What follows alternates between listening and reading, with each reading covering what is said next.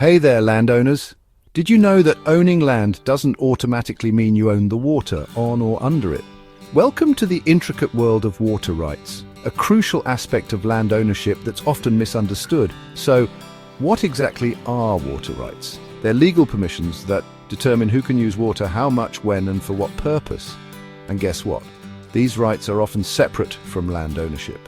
In many regions, just because you own the land doesn't mean you have unrestricted access to nearby rivers, lakes, or groundwater.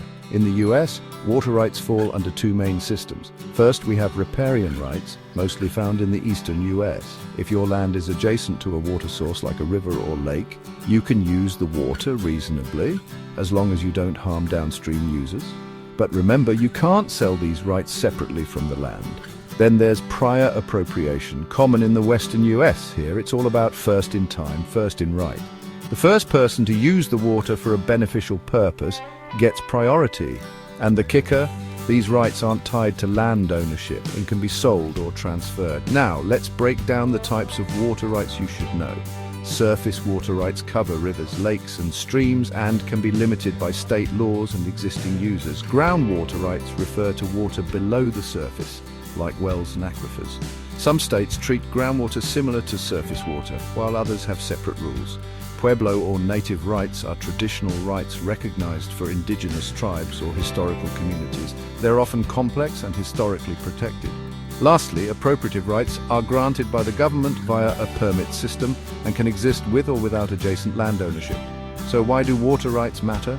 Well, failing to understand them can lead to legal battles, limited land use, or financial loss. For agriculture, reliable water access is essential for irrigation and livestock. For development, projects like housing or commercial buildings need water availability. Plus, land with secure water rights holds more value. Before buying land, review the deed and title, consult local water boards, or hire a water rights attorney. Check historical usage and look for easements. You might not have exclusive access, and yes, water rights can often be transferred or sold, but this typically involves government approval, public notices, and legal documentation. So remember, water rights are a vital and complex part of land ownership. Understanding how water access is regulated can help you make smarter investment decisions and avoid costly surprises. Thanks for watching. Don't forget to like and subscribe for more land ownership tips. See you next time.